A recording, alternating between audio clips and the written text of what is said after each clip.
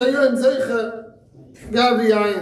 we see everything that you're nizzer in, you're zor in a mezuzah, you're going to get a nice apartment. It's understandable because a mezuzah has to do, you put it on your bias, you put it on the entranceway, so you can have a nice apartment. You have nice tzitzis, so you be zeichet a nice talus. Okay, makes sense. You're drinking wine for kiddush, you be zeichet to have a good bottle of wine. But how come when it comes to Ner Chanukah, you're going to be zeichet to Bunim Talmidei Chachamim? What's the connection? Someone who's zor in Ner Chanukah is going to be zeichet to Bunim Talmidei Chachamim.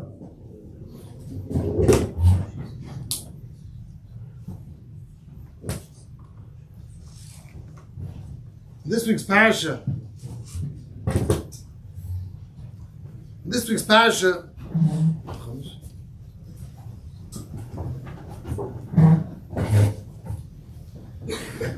We see that there were two dreams. Yosef comes into jail, and there's a Sarah Oifim and a Sarah Mashkin. And they come and they tell over the dreams to Yosef. And Yosef, he interprets them differently. When it comes, Pasuk says, he meets Yosef, he sappers Sarah Mashkin goes ahead and tells him the Schalim. He says, "B'chalomi v'kos parei b'yodi v'ekachas hanafim v'eschat oisem v'kos parei." And Yosef tells him, "This is the pisron. What is the pisron of your chalim in 3 more days? In 3 days from now, you're going to go back. V'heishav ha'kanecha v'nesata. You're going to go back to Parei, and like never before, you'll be back to Sarah Mashkin." And the Sarah Oifim sees, it's worth it. Let me tell over Yosef my dream also, and he tells over Yosef his dream. And Yosef tells him some bad news. In 3 days from now, you're going to come to Parei. Yisa Parei Yisroeshcha. Parei is going to knock off your head. The Tala Ischa Aleitz. You're going to be hanging on a tree. What's the difference? That over here when it comes to Sarah Mashkin, Yosef is so kind with him and tells him such a nice pisran, and when it comes to Sarah Oifim, he was expecting to hear that nice pisran, and that didn't happen. What's the difference? The dream sounds very similar. There was once a story with a peasant, not particularly smart, and a happy person, and he would go and schlep every day. He would schlep his packages. And one day he starts thinking, why was I created with feet? What do I need? Legs? He says, it makes a lot of sense. Probably there's someone that created me and he decided that I'm going to need to go ahead one day and schlep big heavy packages. I need feet to carry, to walk. And then he goes to his body and he says, why hands? Well, makes a lot of sense. How else should I hold on to those packages? And he says, well, how about a stomach? What is in your stomach? No, to put the hands and the feet together. Sure. He worked everything out and he continues on and he goes, so why do I need eyes? Like this I can see where I'm going. And a mouth, I can talk. And ears to listen. And everything makes sense by him, everything makes sense, and he continues walking on. And he gets to a stop and he starts thinking, so why do I have from here to here? There's no pshat. This part you don't need. Everything else in the body makes sense, but this part is not needed. Sure, he's very bothered. His wife, he comes home that day and his wife sees him, he's a mensch. What happens? He says, I understand everything what God created me for, but what do I need this for? Sure, the next day he goes back to work and he's walking home again and he comes up, stops again and says, he has a machshava. He wears a cowboy hat. And imagine, the head would start over here, he wouldn't be able to see. It's like this, he has this part of the head is there to hold his hat. And he comes home and he's all excited, he tells his wife, Baruch Hashem shekivanti, I understand now why I have this hat. Shine. We're all laughing at this person. Some typish, this is like the She'ene de Elisha and the Manishtan and the Agada, who's that guy? This is Boris, or whoever his name is, that he doesn't understand why he chapped the why I need that part of my head. But what's the real tachlis? What is the story showing us? That the mayach of the head, that is the most important part of our body. But we also sometimes go ahead and use that part of our head, the most important part, our brains, we don't use it to its full potential. We use it for fun, study, and shtusim, not for the tachlis of what it's meant for. So we understand better than that it's not just to keep a hat on the head. But what's the tachlis achayim? Sometimes we forget. And we're using our brain for things that aren't important, that aren't really important to us. And that's not what we were created for.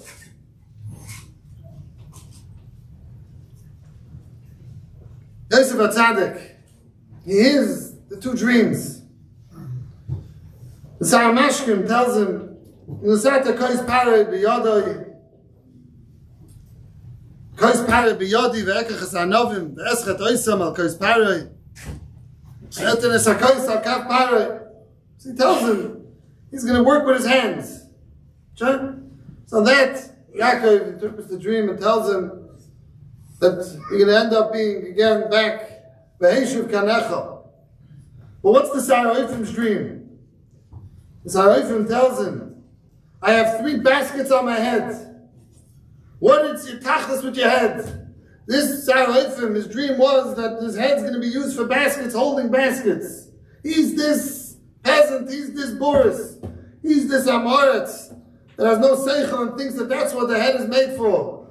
Yosef tells him, what's the pisson of your dream? V'yisas roish sha'amashkim, v'yisas roish sha'arifim. Pai is going to chop off your head. If this is the tachlis of your head, you don't need that head b'chlal. That's the pisson that Yosef realized, that if you're dreaming that that's what you were created for, that's the most important part of your body, was to hold baskets. So he tells him, you have no reason to live.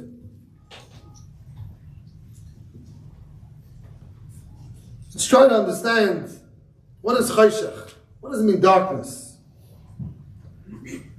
Mesiba Yesharim in Perek Gimel explains us.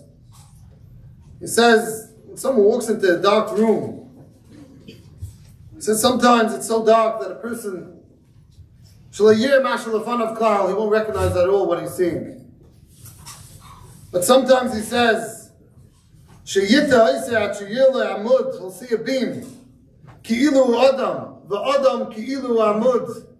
He's going to see a person and he's going to think it's a beam. Kain Chumris V'Gashmis Ha'olam Hazeh. Hinehu Chayshach Halayla La'ein HaSeichel. Darkness does not have to mean that you don't see. Darkness can mean that you don't understand what you're seeing. You see things the opposite. This thing is supposed to look like, it's supposed to be a beam, and you think it's a person. Or it's a person and you look at him like a beam. That's darkness. What does that mean? If a person would understand why he's here in this world, the tachlis of a person, why he came down, why the Bunim brought him down to this world, so then he's seeing light. But if he constantly keeps on going without thinking, and he doesn't realize the tachlis achayim, so he's missing light, he's missing or. There's a story with Rabbi Chanan Wasserman. Came to America after trying to raise funds for his yeshiva in Branovich throughout Europe.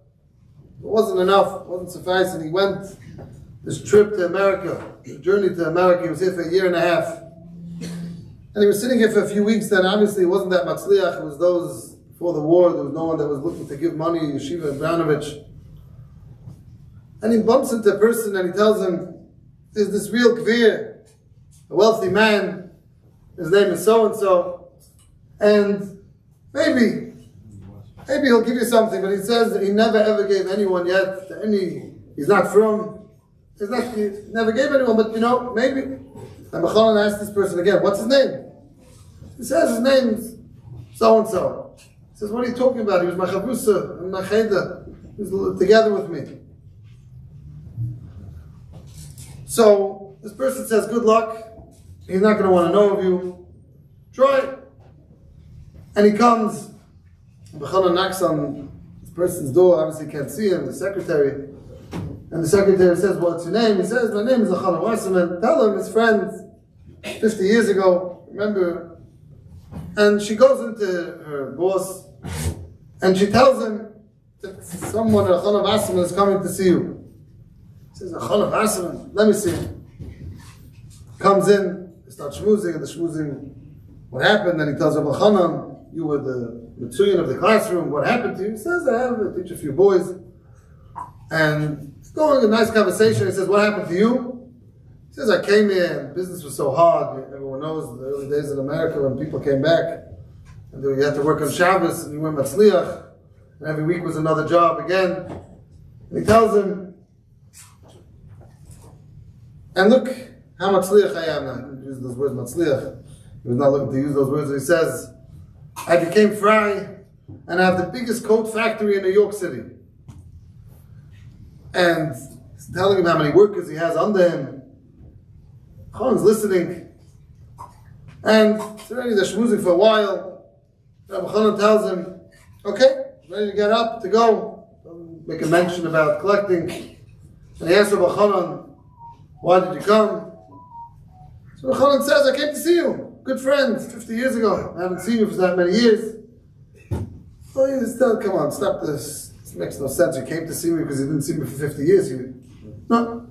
And he continues on, and he tries to get it out of Chanan. And Chanan says, you know, maybe tomorrow I'll explain to you. And this person can't sleep a whole night. The next morning he tells the secretary, go call him down. I need to get him back here.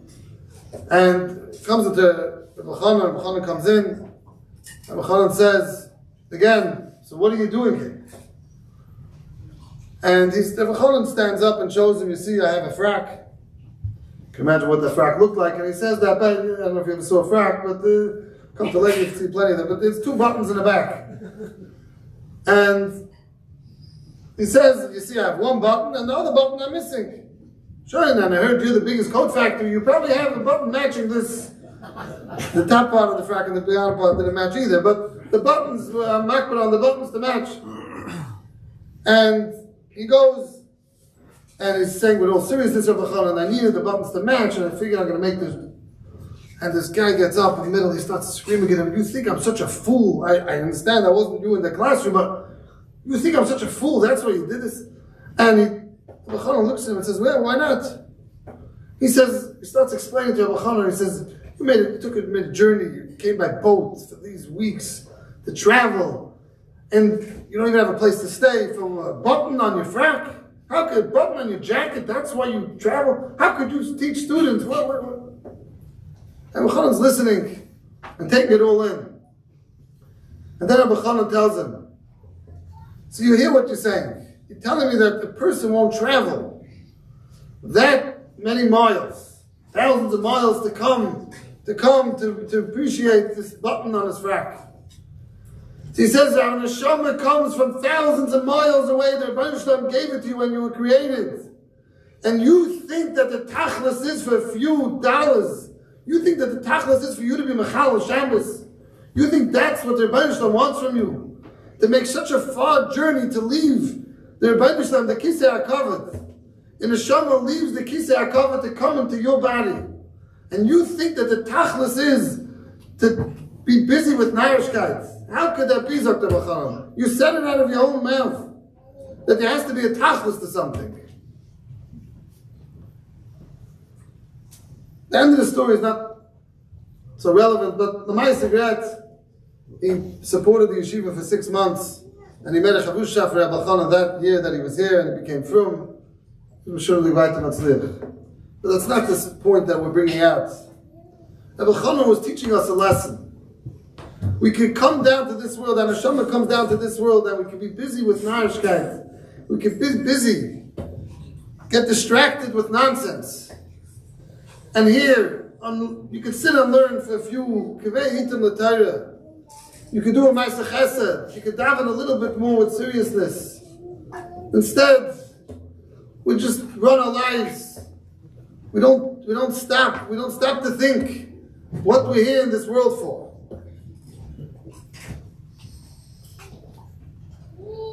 Yavan is Chayshach. Chayshach, like we explained from the Mesilas Yesharim. What does Chayshach mean? It's not just darkness that you can't see. It's darkness that gets you confused.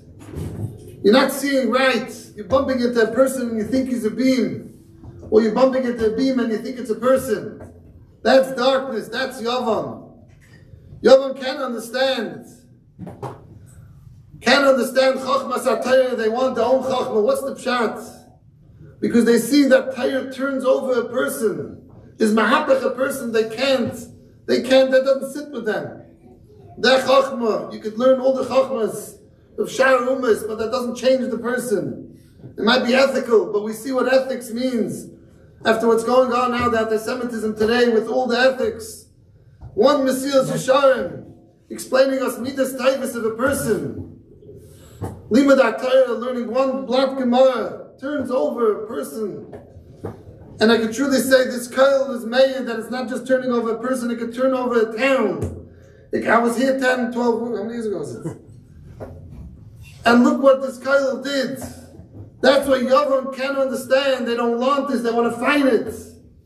This is what Yavan is here all about, to fight this Chachmas HaTorah, because they realize that Chachmas HaTorah is what we're mitzliachim. Chachmas HaTorah takes over people, and it takes over, makes them feel good about themselves. So some people aren't so smart and they can't learn that much, but a person goes ahead and learns a little bit. He realizes that it's going to be mahapach, the person, it's going to change. You're going to be a different person. And the beginning is hard. But when a person gets used to it, and it grows with him, it's going to have such a geschmack. You know, there's a Gemara Yuma.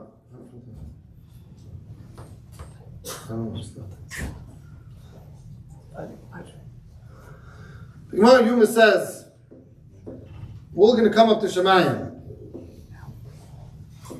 Gemara says that they're going to ask us, Kavati Itam Matayra. And there's excuses, everyone's going to have their excuse. I was too poor, I couldn't afford it. They're going to tell you, you know, there was someone called Hillel Azaken. And Hillel Azaken went ahead and was extremely poor. He made one trepik a day, the Gemara says. 1 coin a day. Half of it he would give to the doorman of the Besmedrash. He used to have to pay to come to join Kollel. And he would have to pay to come into the Besmedrash. And half of it he would give to his family. And he walked in there, and one Friday morning, he comes in, it wasn't matzliach, he didn't make any money. He tried to sell his goods, it didn't work, it wasn't matzliach. So Hillel Azaken comes to the doorman and says, you know, we have connections, I have to text him here every day. No. A rule's a rule. The doorman does not let you in. Hillel goes up and he says, what's up, Tom? He goes up to the skylight, and he starts listening to the Limud HaTorah. And Hillel is there all night, and we know the Gemara says the story that the next morning they come into the Besmedrash and they see it's dark in the room, and they look up to the skylight and they see Hillel laying there, and it was freezing, snowy, and they bring him down, and they have to light a fire on Shabbos to wake him up again. So Hillel Azaken, you're going to come up to Shemayim, us, me, you, all. We're going to come to Shemayim, we're going to say, Ben Shalom. You didn't make me igveh, I had to work for a living, didn't have time to learn. And they're going to tell you, excuse me, Hillel Azaken, who lived 2,000 years ago, he was a great man, you should have been like Hillel Azaken. Now if you go into your classroom, or you go anywhere, and you tell your children, okay, let's go Hillel Azaken, you'll be the next, I don't know where they should put you exactly, excuse me, that's not today. You don't tell someone what he should be like. You know, imagine they tell you you should be like a Yashem Chaim Kanievsky, someone that maybe you saw once in your lifetime. So someone that you feel somewhat connected. I mean, that's also something that's out of our reach and out of our... But Hillel Azaken, there was one Hillel Azaken in all the generations of Klal Yisrael. And we're telling every single Yid that's going to come up to Shemayim, why weren't you like Hillel HaZaken? How could that be? We don't know who Hillel's father was. You know who Reb Chaim Kanievsky's father was the Stipler. His shver was Abba Yashem. So it came out of Reb Chaim Kanievsky. Every person in this room has to be Reb Chaim. It's impossible. How can it be that we're asking every single Jew, why weren't you like Hillel HaZaken? And I think the answer is,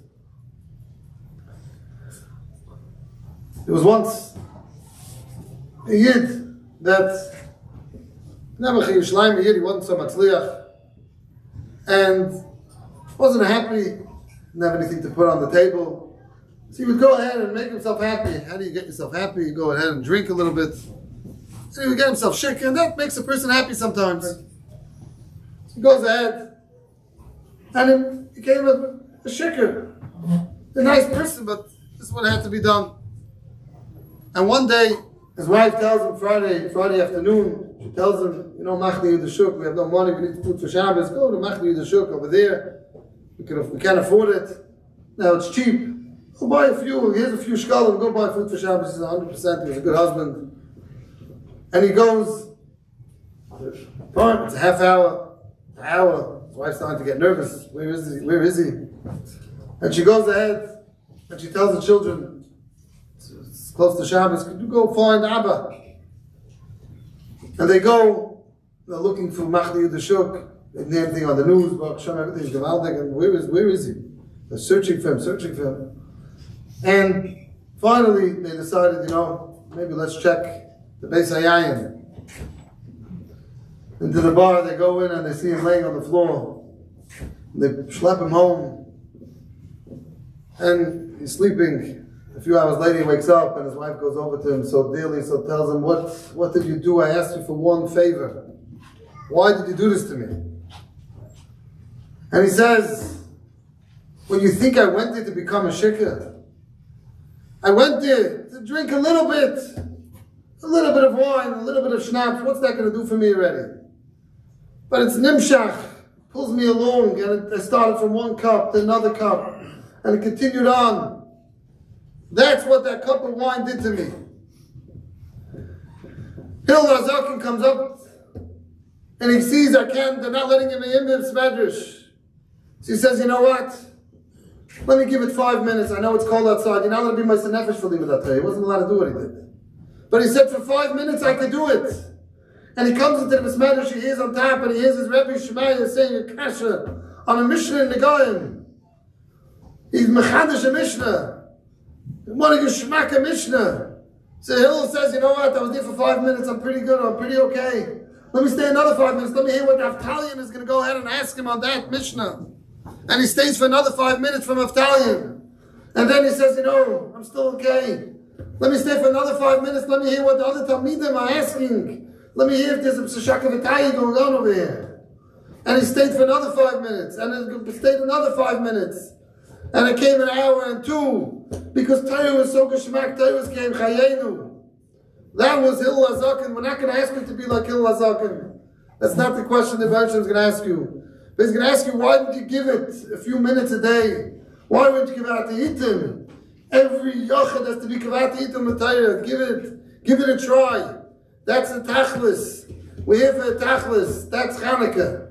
What's Chanukah? Chonu. Rest. Stop. Your whole life you're running. You forgot to think a little bit that this part of your head is here for a reason. It's not here to hold your cowboy hat. It's here to fill it with geschmack, with ruchnius. That's the pshat. Why we're here with the Yevonim, fighting the Yevonim. That's the tachlis achayim. Choshech is Yavon. Yavon tries to stop us from thinking. Yavon is here to tell us, stop the Chachmas HaTorah, go into the Chachmas Ha'olam, go into ethics, go try to understand other things. That is the tachlis of us. Fakir, they keep us dark. What do they want? Don't be mahapach the thing. Don't think a beam is a person and a person's a beam. That's what we're here for. That's what Chanukah is all about. And Kollel b'ner, the ner is Oyat Torah. You look at the candles. You stay there a little bit and you misbite and what's going on. That one candle can light up a whole world. One this Kollel of 10 young light could light up a whole city. This is the Gresta Eidus. This is Nes Chanukah itself standing up here and watching his community come together. There was emptiness, and now it's full because of the Chachmas HaTorah. This is the Eidus to the Nes Chanukah. We should be Zeicha. I still have a few more stories, but we should be Zeicha. Every single parent wants to see nachas from their children. Every single parent in Klal Yisrael. The Gresti Yisurim is when a father comes over to me and cries to me and tells me that I'm matzliach in business, I'm matzliach in everything, but I'm ready to give it all up, that my son should just be a Elech Yid. That is what we want. So on that, Chazal tell us, this is the biggest bracha that we can have, is Bunim Talmidei Chachamim. What does it mean, Ragel B'ner? You put some thought into the light. It's not just you light it and run away, you put thought into it, you think about it. Rebbeinu Shalom, I want the Chachma from Chachmas HaTorah and not Chachmas Yivanis. With that, we should all be Zeicha. That this community should thrive. And this should be the community that's going to come along to the Beis HaMikdash from Heira, that we so miss it. We so miss it. We thought we had friends in the world. We see that we're alone. The anti-Semitism is stronger than ever. This is the Yontif, this is the Nes Chanukah that we can be Zeichet to the Oyer Chodesh Al Tzion Tov Me'evi Amen Amen.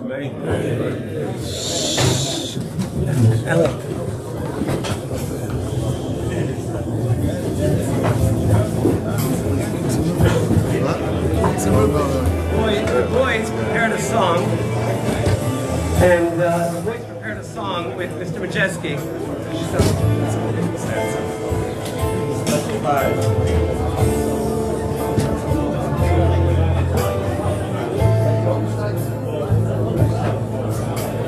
Please give your hands for